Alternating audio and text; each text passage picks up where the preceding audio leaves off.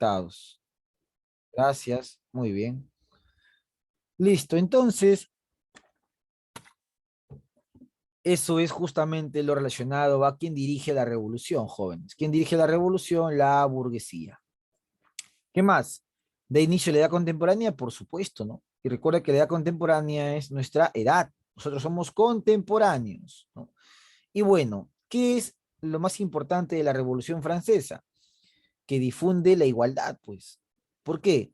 Porque la Revolución Francesa crea la Constitución Política de Francia, ¿no? La primera constitución política en Francia, acá lo voy a poner ya. La primera constitución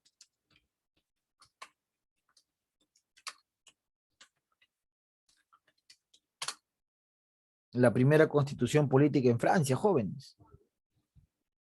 Y la primera constitución política en Francia dice lo siguiente, ¿no?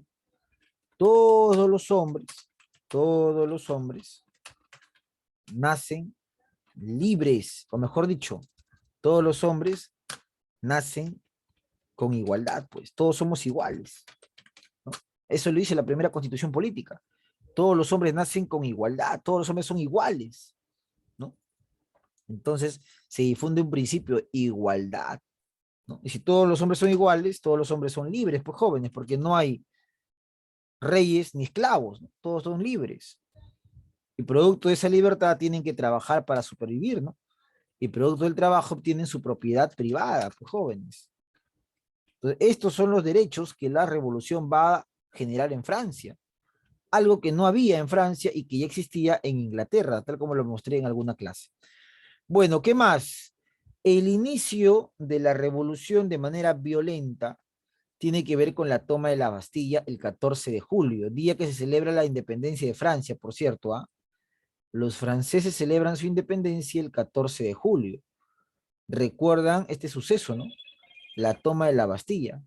¿Qué era la Bastilla? Era una prisión, era una cárcel que representaba el símbolo del antiguo régimen, ¿no? El símbolo de los reyes, mira, ahí está. Y que ha sido quemado, destruido por el pueblo, ¿no? Especialmente por los sans-culottes, gente que vivía en la ciudad y que se le llamaba sans-culottes porque eran los sin calzón, no eran tan pobres que no utilizaban ropa o pantalones como la gran mayoría, ¿no? Los sans-culottes son los que el 14 de julio, mientras se debatía la Asamblea Constituyente, toman la Bastilla, ¿no? Bueno, ¿cuál es el máximo aporte de la Revolución, jóvenes? La Declaración de los Derechos del Hombre y el Ciudadano, pues, ¿no? Esto se fundamenta en qué? En, por ejemplo, la primera constitución de Estados Unidos, ¿no? Que ya existía. Recuerden ustedes, las 13 colonias ya tenían su constitución. También toma como referencia, ¿qué cosa? La ilustración, pues. ¿Cuál es la ideología que es el motor de los revolucionarios? La ilustración, que nosotros ya hemos visto en clases pasadas. Voltaire, Montesquieu. Pregunta, ¿quién es el autor de la obra Espíritu de las Leyes? A ver, levanta tu manito y te escucho y te leo, ¿ya? Yo sé que tú puedes. Yo sé que tú puedes. Yo sé que tú sabes, mejor dicho. Dímelo. ¿Quién es el autor? No, no es Luca. Nada, nada que ver. Valerie Paredes. Profesor, soy yo. ¿Sería Montesquieu? Punto, señorita. Así es. El autor de Espíritu y las Leyes es Montesquieu, ¿no? Tal como se mostró en clase pasada. Montesquieu. ¿Quién es el autor, por ejemplo, del Emilio, jóvenes? El Emilio, el famoso Emilio, ¿no? Dedicado a la educación. Valerie Paredes, te escucho. Rousseau. Rousseau, ¿no? En francés, muy bien, ¿no? Ahí está, otro punto, ¿no? Muy bien. Muy bien, Yajaira Yesle en el chat. Así es, Yajaira. Rousseau. Listo. Entonces, esos son algunos elementos que son importantes recordar en cuanto a la Revolución Francesa, jóvenes. Dime, Valerie, te veo con la mano levantada. Ah, no, profesor, estoy intentando bajarla, pero no se puede. Vuelve a darle clic ahí o espera un momento y se baja solo. Ok. Ajá, ok, profesor. Yajaira me escribe, profesor, soy Maricielo. Ok, Ramos, no te preocupes. Bueno, ¿cuáles son las causas de la Revolución Francesa? Vamos a ver acá. Mira, tenemos varios tipos de causas, ¿ah? Vamos a leerla juntos. A ver, voluntario para que me lea fuerte y claro esas causas, esas razones. Alejandro, te escuchamos. Sociales. Desigualdad social e injusta división estamental en Francia. Económica. Crisis agraria y derroche en el Palacio de Versalles. Políticas. Mal gobierno y absolutismo de Luis XVI. Ideológicas. La gran influencia de la Ilustración. Muy bien, perfecto, mi estimado Alejandro. Punto para vuestro compañero. Y vamos a seguir nosotros explicando esta situación, jóvenes. A ver, las razones, ¿no? Sabemos quién dirigió, en qué año y todo lo demás, pero también hay que mostrar las razones, es decir, por qué se da la Revolución Francesa, jóvenes. Y bueno, vamos a empezar a analizar una de ellas, llamada la razón o causa o factor social, ¿ya? La razón, causa o factor social tiene que ver con lo que pasaba en Francia. ¿Y qué había en Francia? Bueno, había una desigualdad, pues jóvenes, ¿no? El pueblo no vivía igual que la familia del rey, igual que los sacerdotes, ¿no? Los sacerdotes, que eran el clero, tenían una vida muy holgada junto con la corona. La esposa del rey, ¿no? Que en esa época era Luis XVI, y su esposa era María Antonieta de Austria, tenían una vida llena de lujos, llena de fiestas, llena de joyas, llena de grandes banquetes, de vestidos muy costosos, igual que el clero, igual que los grandes sacerdotes, ¿no? Los sacerdotes, por ejemplo, no pagaban impuestos y tenían muchas tierras y muchas riquezas producto de los impuestos como el diezmo. Mientras que el pueblo, el pastor, el artesano, el agricultor, eran los que se dedicaban a pagar los impuestos diariamente, ¿no? Y mantener con eso a la nobleza. Entonces había una gran desigualdad social. Y no solamente eso, ¿ah? Sino que Francia, a pesar que estamos viviendo, que viven en la modernidad, ¿no? Siglo XVIII, pero Francia todavía vivía como en la Edad Media, pues jóvenes, todavía vivía como en la época del feudalismo, ¿no? Una división estamental. Estamentos había en Francia. ¿Qué significa estamentos, jóvenes? Vamos a ver por acá, mira. Lo bueno del Zoom es que nos permite tener esta forma, ¿no? De poder dibujar y la pizarra. A ver, bueno, vamos a por acá. Ahí está. Vamos a por acá también. Ahí por acá. Vamos a ver. Mira, ahí está también por acá. Ya está. Vamos por acá otro. Ya está. Vamos a ponerle por acá.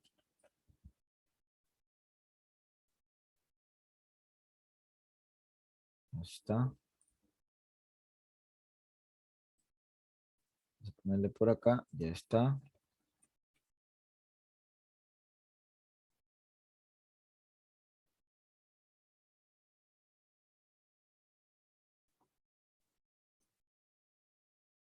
Ahí está.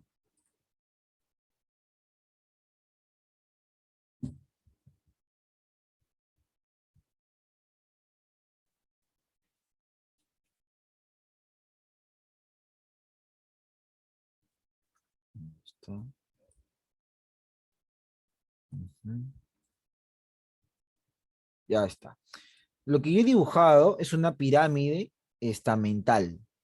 ¿Qué significa estamental? Mira, la parte superior de la pirámide estaba la nobleza, jóvenes. La nobleza, ¿no? Los nobles. En la parte inferior, ¿no? Medio, en realidad, estaba el clero, ¿no? El clero. Y en la parte inferior estaba el pueblo, ¿no? El pueblo. Y obviamente también ahí están más los burgueses, ¿no? La burguesía también estaba ahí. Ya está. Ahora, nosotros tenemos acá lo siguiente, ¿no? Nosotros tenemos acá lo siguiente. Vamos a ponerlo por acá. Esto que está acá, jóvenes, vendrá a ser el primer estado.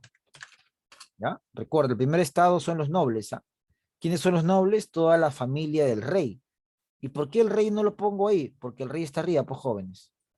El rey está arriba, en la parte alta de la pirámide, ahí está el rey. ¿Qué rey? Luis XVI, ¿no? Así como yo, soy un rey. Luis XVI y su esposa, María Antonieta. María Antonieta de las Nieves, no, María Antonieta de Austria. Ellos están arriba, en la parte superior. Ya está. Luego viene la nobleza, que es el primer estado. Luego viene el clero, jóvenes, los sacerdotes, los obispos, arzobispos, todos ellos son el segundo estado. Y el pueblo, que vendría a ser el tercer estado, ¿no? Por eso al pueblo también se le llama tercer estado, jóvenes, ¿ah? Tercer estado. Ahí está. Ahora, ¿cómo funcionaba esto? Claramente cada uno es estamento, pues. Estado, estamento, estado, estamento. Eso es una división estamental, feudal, ¿no? Todavía Francia organizaba la población según el feudalismo. ¿Por qué? El pueblo son los que trabajan, ¿no? Los laboradores. El clero son los que oran por tu alma, ¿no? Los oradores. Y la nobleza son los bellos, ¿no? Bellatores. Claramente como la época feudal, medieval. ¿Cuál era el problema, jóvenes? Que siempre que había elecciones, el pueblo era la mayoría, mira, el pueblo valía más o menos el 90%, ¿no? Mientras que el clero y la nobleza representaban simplemente el 10%, ¿no? Eran muy pocos en Francia. O sea, siempre en elecciones tenía que ganar el pueblo. Esa era la lógica, ¿no? Tendría que ganar porque son mayoría, pero no pasaba así. Porque siempre ante una elección, siempre el pueblo perdía. ¿Por qué, jóvenes? Porque el pueblo solo valía un voto, pues. Esto valía un voto y esto valía un voto, ¿no? Entonces era una votación estamental. No importa la cantidad, sino que tú valías un voto. Y siempre ellos se unían y dos votos siempre eran más que un voto, ¿no?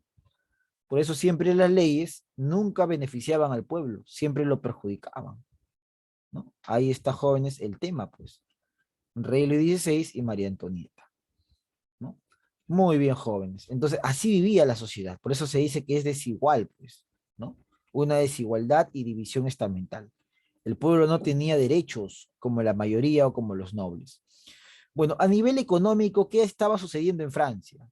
Pregunta inocente.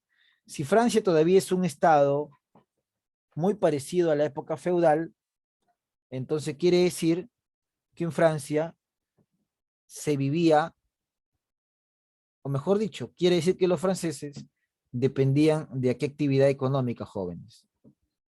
¿De qué actividad económica dependían los franceses? Levanta tu manito y participa. Profesor, ¿lo podría repetir? Si Francia todavía era una sociedad feudal, ¿cuál era la actividad económica que se desarrollaba en Francia, ¿no? ¿De qué actividad económica dependían los franceses? Levanten su manito, jóvenes. Nadie en el chat me escribe. Yajaira, no, Yajaira, no es del feudalismo. Actividad económica, el feudalismo es un sistema.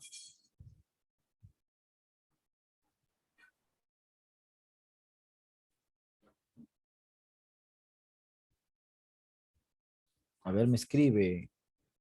Muy bien, Alejandro y Siamila, punto para ambos. Así es, la actividad económica es la agricultura, ¿ya? Por eso que una razón para la Revolución Francesa va a ser una crisis agraria, pues.